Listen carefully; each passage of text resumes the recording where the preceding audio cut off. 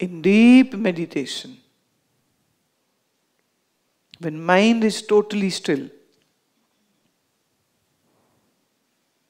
the Upanishad says that three things don't exist in Samadhi. Samadhi, I am saying, not Dhyan. In Samadhi, three things don't exist. The mind knows via some sense and the external object is there. So there are three things: the external object, one of the sense, and the mind. Right? So there is a sight which you saw, whatever. Then there is eyes and the mind which saw it. And behind the mind it is you. So in Hindi or in Sanskrit, we will call it Gyata, the mind, Jnana, the sense, Geya, the object which you saw. Are you with me? Gyata, Jnana, Geya. Geya, object, Jnana, the sense, Gyata, the mind. When I say mind, so mind has three other faculties also. That is, the intellect is there, memory is there, the ego, I know it, is there. You know, this feeling, I know it, is there. But for, your sake of you understanding it easily and quickly, I'll just use one word, and that is mind. If I say mind, intellect, ahankara, the ego, and chitta, the subconscious, and for all these four functions, actually there is just one word in Sanskrit which we use, and that is antahakarana. Antahakarana. Anta means inner, karan means the medium with which you know the world. It remains in, it never goes out. It remains in the mind, the intellect, the memory. I know this ego. It always stays in, but this, through the senses, goes out to know, colors through eyes, sound through ears, smells through nose, taste through tongue, and through your skin, the touch, cold and hot and soft and hard. So object, the geya, indriya, the jnana, and gyata, the mind. Or complete one word, then it is antakaran. So gyata, jnana, geya. Your all physical learning is happening with this system only. And in samadhi, these three don't exist. There is no geya, there is no jnana, there is no gyata. The three merge into one. How beautifully Kathopanishad has explained the state of samadhi through this. There is no gyata, no jnana, no geya. And very precisely, if I would say, then it is the nirvikalpa samadhi. Absolutely no modification of mind is there. No modification of mind is there. So when there is no mind, can the senses work on their own? And when there are no senses, will any knowledge of external world happen? No. In the dhyan, these three will be functioning very much. Like you are focusing on forehead, you know it, the mind is doing it, and you can feel the spot in the body. So the sensation is there. The breath is happening, the mind is knowing it, that we are in, now the breath is out, all the feelings are there. So gyata is there, jnana is there, and geya is there. The only thing is that when you are sitting with closed eyes, it is all about the body sensations, not external sensations. Body is cold, body is hurting somewhere. You know, all these sensations are going to come. And you can still be in a meditative state, because meditation doesn't mean that you will not feel anything.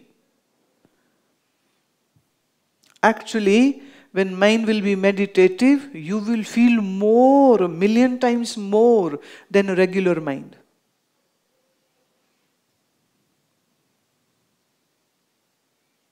Like now, if I ask you that, can you hear the sound of your own breathing? Difficult. But sit silent for a long time in a silent place, and very soon the breath sound will get so vivid, clear.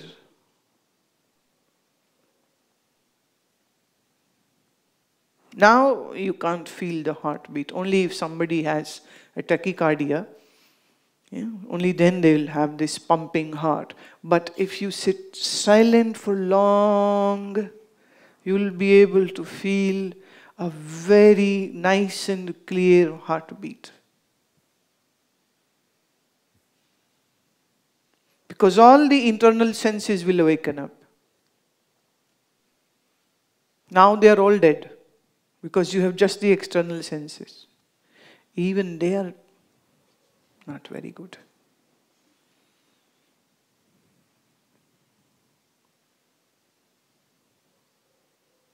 You know, so many times I say, oh, go there, and on the table there is this thing, please get me. The person goes in and comes back there. No, it's not lying there. But it is.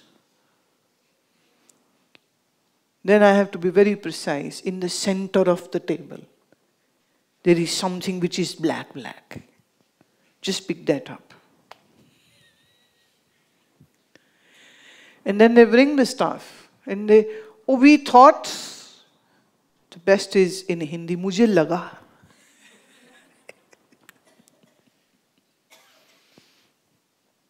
You know, that day in temple, there was some piece of papers in front of me, by the side of one of my disciples. And when they saw that I'm ready to answer questions, so they were putting up their cameras and everything. And I said, what is that? And she was placing the hard disk in which the recording was going to happen. She says, we do recording in this.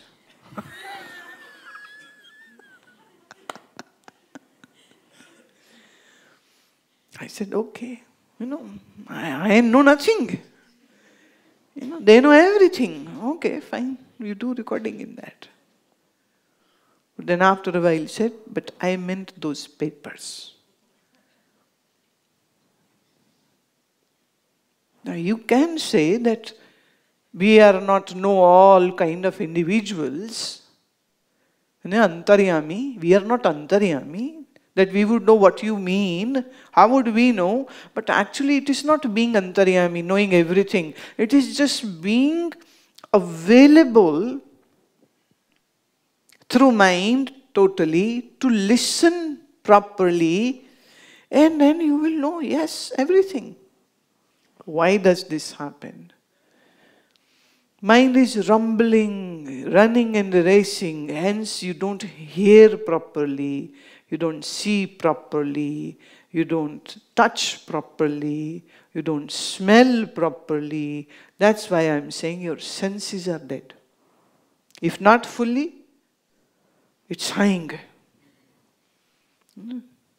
Bare minimum working. And see, this is the beauty of doing yoga practices. You are doing it for something else, and yet, in time, your senses get sharpened up. The mind becomes sharp. The experience of external world will become much better. Hence, one of the Mahatma used to say this, the leaves will look more greener. The sun will be more yellow. the butterfly will have a kaleidoscope of colors. How come the whole world is changing? No. The mind is changing. Mind of meditator is changing. It is becoming more focused, more precise, more sharp. So if somebody wishes to become intelligent, then meditation is the way. Because the power to focus in, if the mind is not racing in past and in future, and is not troubled with all the jealousies and angers and desires, then what is left with the mind? Actually, if no strings are there to pull, it loves to be calm. The subject is actually very deep, very terse.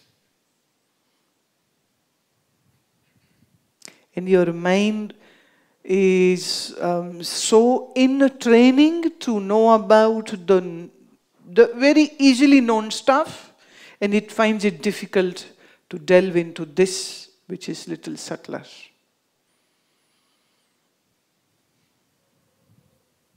Right?